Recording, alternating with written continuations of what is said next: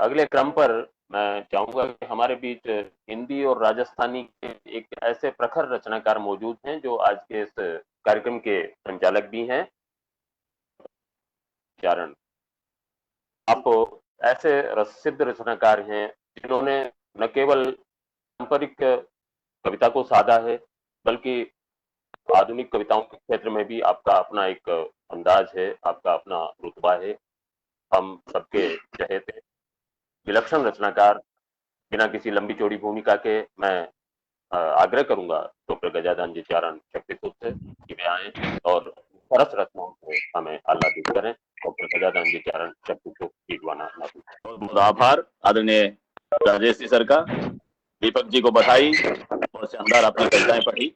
इस क्रम में क्योंकि समय की अपनी सीमाएं हैं, मुझे आदेशित किया गया, मैं एक मुक्तक से अपनी बात शुरू करता हूं कि मन को मुकर्रर न हो वो इकरार नहीं हूं मैं, मन को मुकर्रर न हो वो इकरार नहीं हूं मैं, हैसियत भुला के किया कोई करार नहीं हूं मैं, और जीता हूं फर्श पे अर्श की तमन्ना लिए, पर किसी और को फर्श पे गिराने का तलबगार नहीं हूं मैं, किसी और को फर्श पे गिराने का तलबगार नहीं हूं मैं। पर मुखापेक्षी पंख ओ परवाज नहीं रखता, दूसरों के मुंह की तरफ देखने वाला, कि पर मुखापेक्षी पंख ओ परवाज नहीं रखता, मैं अपनी जुबां पे किसी और की आवाज नहीं रखता, और निगाहों में बसती है आसमां की बुलंदियां सदा, मैं धरातल को कभी नजरअंदाज नहीं रखता।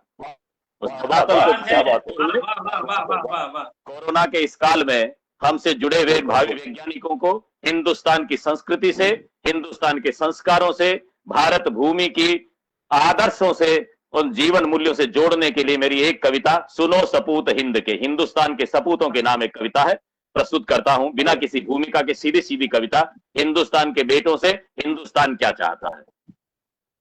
कि सुनो सपूत हिंद के सुपुत्रियों सुनो जरा, सुनो सपूत हिंद के सुपुत्रियों सुनो जरा, सुनो तुम्हें पुकारती है मादरे वसुंधरा, सुनो मनु के आत्मजो, सुनो आदम के अंशजो, गुरु ग्रंथ पूजको सुनो, सुनो यीशु के वंशजो। सारे हिंदू मुस्लिम सिख ईसाई जैन बौद्ध पारसी सबसे निवेदन करता हूं कि मनु के आत्मजो सुनो, सुनो आदम के अंशजो, गुरु ग्रंथ पूजको सुनो, सुनो यीशु के वंशजो, जिनेन्द्र जैनियो सुनो, प्रबुद्ध बुद्ध याचको सुनो, सुकर्म साधको विशुद्ध ज्ञान चर्चको, अभी भी वक्त है अरे सुनो कलम आराधको। मेरे चार मित्र बैठे हैं, उनको भी निवेदन करता हूं कि अभी भी वक्त है सुनो अरे कलम आराधको, अरे वो सिद्ध साधको, कहो रे वेद पाठको। और मैं प्रश्न खड़े करता हूं कि इस हिंदुस्तान की क्या तो परंपरा थी और हमने कहां पर ले जाके इसको छोड़ा है, जहां ये भावी वैज्ञानिक जो बैठे हैं उनको प्रश्न करने पड़ेंगे समाज से, राज से।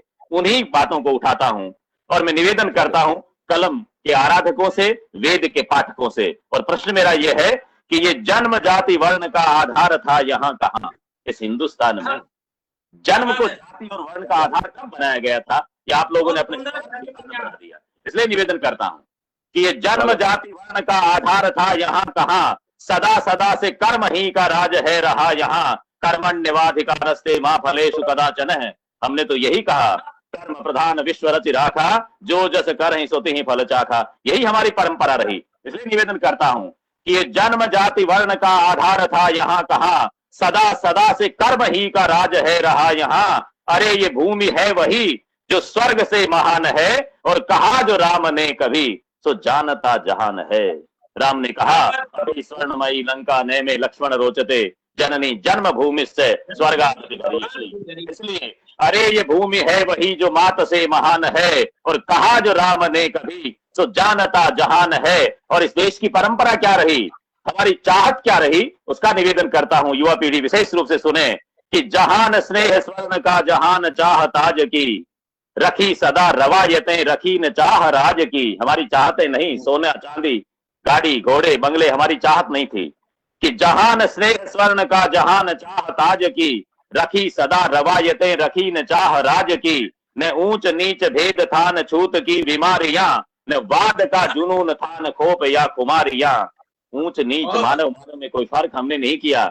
हमारे आदर्श तो मर्यादा पुरुषोत्तम भगवान राम रहे, जिन्होंने निषाद राज को अपने गले लगाया, सबरी के जूठे बेर खाए, और रीछ और बंदरों के साथ में सेना लेकर के लंका जैसे गढ़ पर दुगट गढ़ पर विजयश्री हासिल की, उस राम को मानने वाले लोगों के बीच में ऊंच नीच कहां से आ गया। इसलिए निवेदन करता हूं, आज छोटा सा अंगुली कटा करके शहीदों की सूची में नाम लिखाने वाले लोगों से कहना चाहता हूं कि हिंदुस्तान में कभी श्रेय लूटने की दौड़ नहीं थी। इसलिए मैंने लिखा कि न श्रेय लूटने की दौड़ थी, न घात था कभी, न प्रेय कुर्सियां रही, न लूटपाट थी कभी।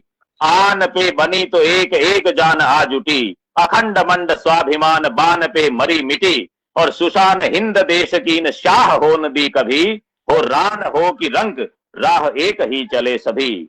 और कौन सी राह चले? स्वधर्म की सुपालना, स्वदेश की आराधना, औदार्य का अनूपगान, शौर्य की सुसाधना। करो न आज मात से यूं घात देशवासियों, अरुण प्रभा को मत करो यूं रात देशवासियों। ईमान जो बचा नहीं तो मोल क्या है मान का। दो पंक्तियों में सार बताता हूं जीवन का कि ईमान जो बचा नहीं तो मोल क्या है मान का। और जो भाव ही संदिग्ध है तो क्या करें सम्मान का। जो भाव ही संदिग्ध है तो क्या करें सम्मान का। प्रतीतिहीन प्रेम नेम नीतिहीन हो रहा।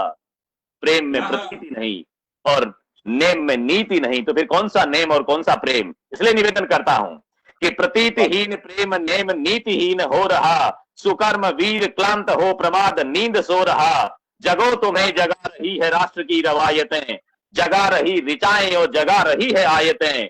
मां भारती की भावना सुपावना को जानिए, और बड़ा न देश से कोई यूं दीन धर्म मानिए।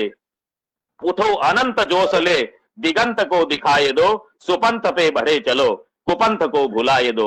सुपंथ पे बढ़े चलो कुपंथ को भुलाए दो। क्योंकि समय की अपनी सीमाएं हैं, एक छोटी सी कविता और सुना करके आगे अगले क्रम में मैं अगले रचनाकार को आमंत्रित करूंगा।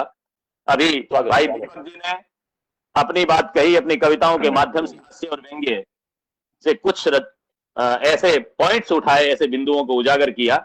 वीसी साहब ने अपने उद्बोधन में जिन चीजों का जिक्र किया उसी चीज को मैं अपने हिसाब से कहता हूं कि जमाने का जो दर्द है, दौरे जहां का दर्द, आज के जहां का दर्द क्या है उसका बयान करता हूं। और युवा पीढ़ी से विशेष निवेदन करता हूं कि हमें सजग रहना होगा।